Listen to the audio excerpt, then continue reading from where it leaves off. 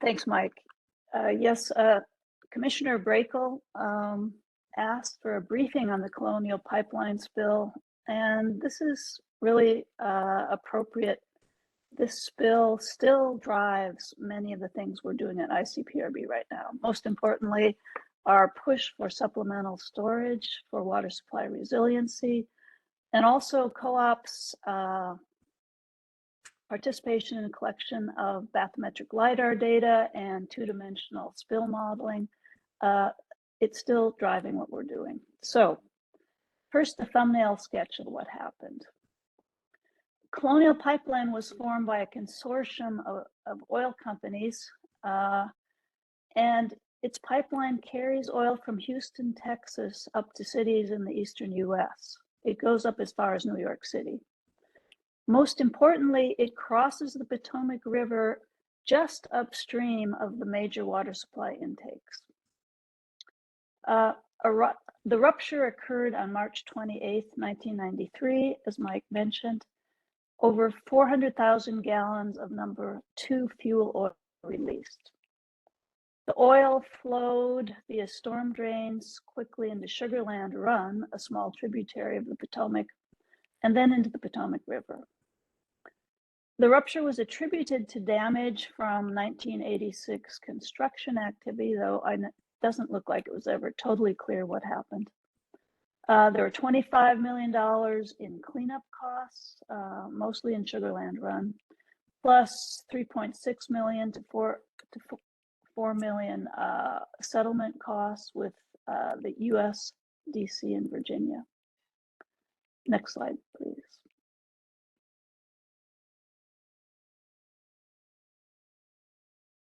Researching this a bit, I was able to put together a blow-by-blow timeline for the first day of the spill. And this was interesting to me because I'm on the ICPRB spill team. So I was wondering, what would we have done if this had happened tomorrow? The answer is probably not much because things happen so fast. So on March 28, 1993, at 8:48 a.m., Colonial operators noticed a pressure drop in their line, and they initiated shutdowns of pumps and valves at 2 stations. One was located in Virginia, 10 miles southwest of the rupture, and one was located in Maryland, 35 miles northeast of the rupture. This left a 45-mile stretch of pipeline with oil sitting in it. So one of the issues later was the spacing of these valves. Advance, please, Renee.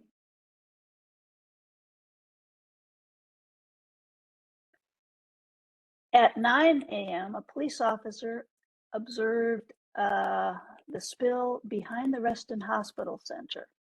There was a geyser of oil reported to be 50 to 100 feet tall in the parking lot behind the hospital center.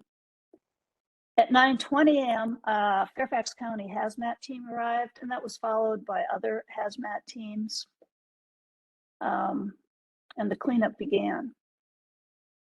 Between 9:30 and 10:22, Colonial was able to manually shut down 2 nearby valves in the pipeline on either side of the river. I don't exactly know where these valves were located or how effective they were, but these were not remote shutoff valves. They had to drive out and manually shut them down. At 10:20 a.m., Fairfax Water was informed of the release, but they were told that the spill would be contained. At 12:45 p.m., Fairfax Water staff drove to the bridge on Route 7 over Sugarland Run and observed the plume. And at that time, they judged, no, this plume was not going to be contained. So they started thinking about how to shut down their intake. You can see the arrow to that bridge in the map. By 7 p.m., Fairfax booms, the hazmat responders had deployed booms at 6 locations on Sugarland Run, also booms across the mouth of Sugarland Run, trying to prevent oil from entering the Potomac River. That was the first photo in this slide set. And at one report, there was a 150-person crew working on this. Other reports had the crew larger. 8 tanker trucks, 5 vacuum trucks were on the scene. So the cleanup was well underway by 7 p.m. By 7:45 p.m., Fairfax Water observed oil at their intake and closed their intake due to the arrival of oil. The aftermath, impacts on water supply. Fairfax Water's intake was shut down continuously for 11 days. According to the report I read, also for 2 more days because oil was remobilized every time it rained. I think other reports had the shutdowns of Fairfax Water's intake for more days. Miraculously, WSSC, Rockville, and Washington Aqueduct were not impacted. They were on the other side of the river. And over the course of 2 or 3 weeks, the oil did not travel to the other side of the river. As far as impacts to environmental and recreational resources, this was severe. Severe impacts to Sugarland Run, the tributary, fish, benthic macroinvertebrates, and riparian wildlife. The stream was running quite high during the spill. Fumes at national parklands, various national parklands, drove away visitors and staff, and pockets of oil were detected after the spill as far down in the Potomac estuary as Quantico. Next slide, please. Of course, there were hearings, there were studies after the spill. There was a House Subcommittee on Investigations and Oversight, Committee on Public Works and Transportation hearing in May. And at that hearing, people from the EPA, from Colonial Pipeline, from Virginia DEQ, and also from ICPRB's co-op section testified, and other agencies. There was a report that was really prompted by this spill by the National Transportation Safety Board that had oversight at that time, a special investigations report. And of course, there was an environmental report. I think Fish and Wildlife took the lead, a restoration plan and environmental assessment. Virginia DEQ, DC's Department of Health also took part in that study. Next slide, please. Commissioner Brakel was interested in what's changed and what challenges remain after this spill. Over the past 30 years, has anything been done to improve pipeline safety regulations? I'm not an expert in pipeline safety regulations, but it does look like you can review the current regulations online. And it does look like some of the issues that were discussed in the hearings and in the reports, that progress has been made. First of all, people asked right after the spill, had there been assessments of this pipeline? Had there been integrity monitoring via automated smart pigs of this pipeline? And pre-1993, this was recommended, but not required. It does look like in 2000, new regulations related to pipeline assessments were put into place. There was, people highlighted in their testimony and in the reports, the pipeline valve spacing. Remember, there was this 45-mile stretch between the valves that could be shut off. There were recommendations pre-1993 on valve spacing. It looks like new requirements were put in place just recently in 2022 on valve spacing. There are some caveats. It's not clear exactly what Colonial has done. Also, installation of remote valve controls. Remember, Colonial had to go and shut off some nearby valves by hand, shut them off manually. There were again, recommendations pre-93, but it looks like there are new requirements now. I think one of the most important things was now designation of unusually sensitive areas is required. And I think most recently, these are to include drinking water sources without adequate alternative supply. So that would seem to include our area, but this isn't necessarily the case. I think the pipeline companies themselves are designating these areas. So one thing that would be good is to make sure that we are designated as an unusually sensitive area. Next slide, please. Now stepping back, looking more generally at our spill response and at the likelihood of spills in our area. Was this an anomaly or are spills frequent? This wasn't an anomaly. We are at risk of spills. I hadn't been aware of this or had forgotten, but there was a Colonial Pipeline spill in 1980 that affected Washington metropolitan area supply into Bull Run, which empties into the Occoquan Reservoir. This did not shut down Fairfax Water's Occoquan intakes because these intakes were submerged. They were fairly deep and kerosene floats. They didn't have to shut down the intakes. There was a tanker truck spill of a toxic substance aniline into the Potomac River in 1981.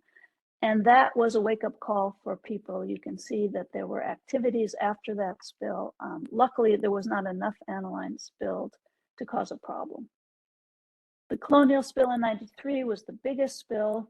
The Elk River spill in Charleston's, upstream of Charleston, West Virginia's intake was also a wake-up call for the region. It wasn't in our basin, but it made people more aware of the likelihood of spills.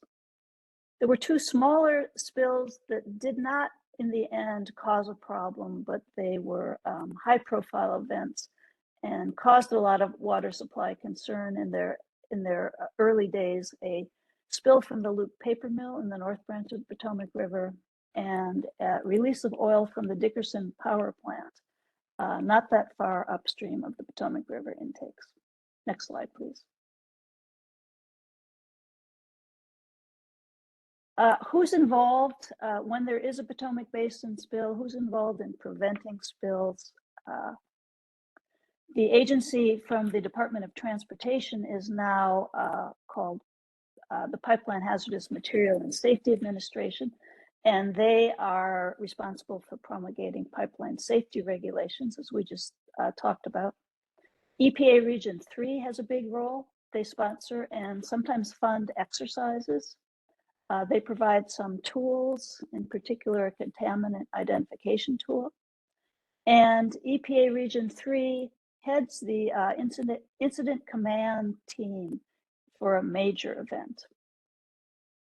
The U.S. Coast Guard is involved. They provide notifications. The ICPRB spill team gets these notifications in their email inbox almost several times a week.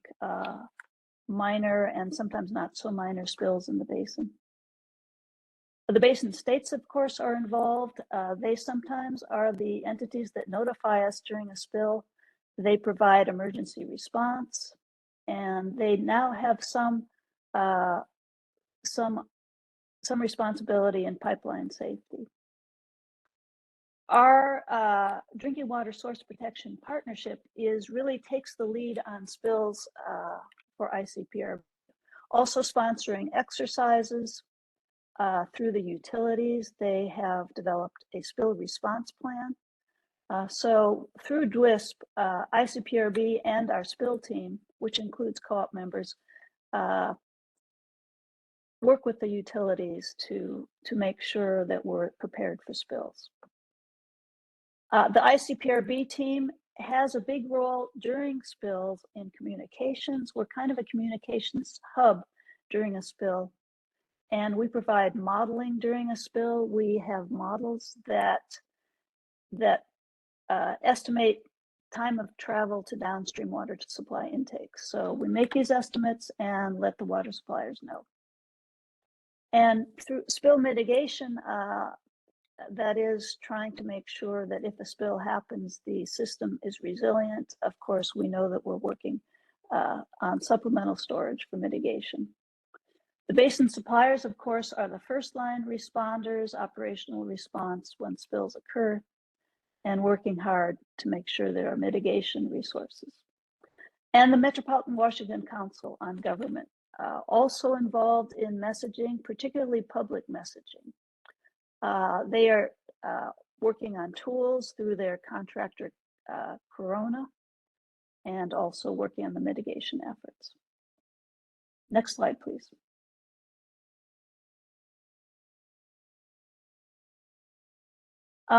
There have been changes and improvements, of course. First of all, in communications, of course, as you can imagine, I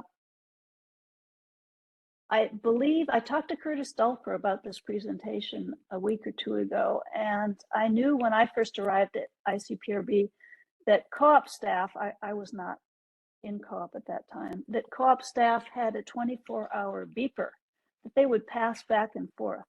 And I asked Curtis, did the beeper come to be after the Colonial Pipeline spill? And he said, yes, that was his recollection. So co-op staff used to carry a beeper, keep it with them at all times. But around 2010, I think we modernized and contracted with an answering service that will take spill calls and then contact members of the spill team. That's notifications of a spill event. As far as communications between the utilities, ICPRB, COG, in the early years, of course, that was via telephone. In 2016, there was a great innovation. Carlton Haywood actually put this into place, a listserv at groups.io. So now we all communicate through this listserv. It's a great tool to let people know what's happening and respond, have conversations, and post information. Next slide, please. Changes in our travel time tools. Just to show you how much concern there was about spills in the early years, in the 60s, 70s, and 80s, the U.S. Geological Survey took the lead, and they conducted fluorescent dye studies in the river and its tributaries. They would release dye, and then they would go to downstream monitoring stations and measure dye concentrations. These were very time-intensive studies. They generated reports for the dye studies, and all the dye studies were trying to prepare us in case spills occurred. I can only imagine that staff had the dye study reports and would look at them and thought that they would look at them and try to make estimates should a spill occur by using the information in the dye studies. Next slide, please. But in 1985, co-op staff constructed a computer model based on the dye studies. So one could input the location of the release and some other information, river flow, tributary flow, and come up with some travel time estimates. So this was a great step forward. It was a computer model in Fortran at that time. It's now in Microsoft Excel. It's been rebranded as the Environmental River Spill Model. There's a GIS, a more visually informative GIS product. It's been funded by various federal agencies, the EPA and others, and we make use of this model. It's now called IC Water. The Corona consulting firm has been has their own version of a one-dimensional spill model in their water suite set of tools. And these are all one-dimensional models. They all tell you about the longitudinal motion of a contaminant plume down the river. They can only tell you the time of travel of a mixed plume traveling down the river and how long it will take to reach downstream intakes. But you might remember from the Colonial spill, that wouldn't have given very accurate information to WSSC, Rockville, or Washington Aqueduct, because that plume actually hugged one side of the river. It did not travel to the other side of the river. So they were spared during that spill. Next slide, please. That was the motivation for us to build a two-dimensional spill model. And commissioners who have been here for a while have heard about the two-dimensional spill model. So this model tells you not just about the longitudinal transport down the river of spill, but also about which side of the river the spill is on. Does it move to both sides of the river, or does it hug one side of the river? So the two-dimensional model is made possible by new technology that's now available. LiDAR bathymetric data has only become available recently, and we took advantage of that in our LiDAR data collection projects. We now have LiDAR data from the USGS's stream gauge at Hancock, Maryland, down to Little Falls. And also new computer models are making this really possible to build a 2D flow and transport model. So Alamatu Sec of ICPRB took the lead on this. You can see in the right-hand side of this slide, the top figure is a Google Earth depiction of the Potomac River, Sugarland Run towards the left, and downstream intakes towards the right. And more or less matching this photo of the river is output from the 2D fate and transport model that we have built. And this modeling showed that indeed,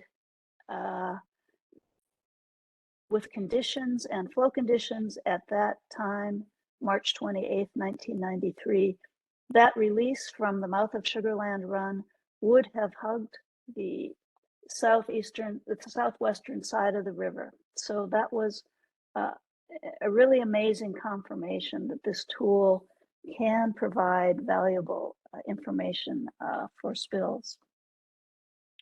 Next slide, please. Changes in mitigation strategies. So as Commissioner Brakel pointed out when he read the House testimony in 1993, people were well aware of the vulnerability of our region to of our water supply system to spills in 1993. The fact that the district in Arlington, who are served by the Washington Aqueduct, were vulnerable within a day or two because there is no real storage for the Washington Aqueduct. And WSSC are quite vulnerable. They do have storage in the Patuxent reservoirs, but not really sufficient to serve their entire service area, all the people in their area. Fairfax Water managed to get through the 1993 spill by relying on the Occoquan Reservoir, but their demand is now too large. They would be vulnerable to spills at this point in time. So the path to increasing our water supply resiliency. In 2014 and 2015, the co-op funded Travilla Quarry feasibility studies were published. These were done by the contractor Black & Veatch. In those studies, those studies were meant to determine, number one, could Travilla Quarry, this is a large quarry in Montgomery County, Maryland, would Travilla Quarry hold water? And secondly, if it would, how would you get water from the quarry to the water treatment plants of WSSC and Washington Aqueduct? So again, those studies were completed in 2015. In 2016, COG completed a resiliency study focused on spills and other emergency events, airplanes hitting water treatment plants, all sorts of emergency events. How would the region fare, and what needed to be put in place to mitigate the vulnerability? That study pointed to Travilla Quarry as the most effective solution to resiliency. In 2017, Co-op published its water supply alternative study focused on drought, and in particular, drought that could be more severe because of climate change. Again, Travilla Quarry was the facility that by far was most effective in mitigating loss of water due to drought. The Corps, the Baltimore District Office, conducted a value planning workshop in 2020, bringing together experts from around the country for a week to look at our vulnerabilities to both spills and drought, and to come up with out-of-the-box solutions. And they did have wide-ranging solutions, but they said we were really lucky that we had Travilla Quarry, and that loomed large in their most effective solutions. So in 2021, ICPRB initiated outreach to Congress to try to put in place supplemental storage, and you've been hearing about that, and you'll continue to hear about that. Next slide, please. Finally, so what are needs? What needs do we have, and what are some next steps? And you'll probably want to have input here, but here are some things that are obvious to me. For one thing, spill exercises are important, and the spill team was asked by the Drinking Water Source Protection Partnership to have an exercise in the fall of 2023. And we had decided to simulate a response to Colonial Pipeline rupture. So this is very timely on the 30th anniversary year of the rupture. This will give us an opportunity to demonstrate use of our new 2D spill model, and also to engage with the Colonial Pipeline Company. We've engaged with them in the past in other spill exercises, so I think it will really require communication with them to see what exactly has changed in their system in the pipeline that crosses the Potomac River. As for response, we need to find funding for a better operational version of our 2D spill model. We constructed a preliminary version. It could be put into operation in a spill, but it's really pretty preliminary. It's not something that we can turn on very quickly. So we really need to make this more operational, and that would require some a chunk of funding. Finally, for mitigation, we need to continue progress on our supplemental storage effort. And another thing that we don't talk about much, but the Corps' value planning study identified quite a few lower cost measures to make the region more resilient. Troughs underneath bridges to catch spills if a truck turned over, things like that. So we haven't really spent too much time discussing this. COG has talked about this, Steve Bieber's talked about this some, but this is something maybe worth talking about a bit more. Anyway, that concludes my presentation, and I'm happy to open it up for discussion.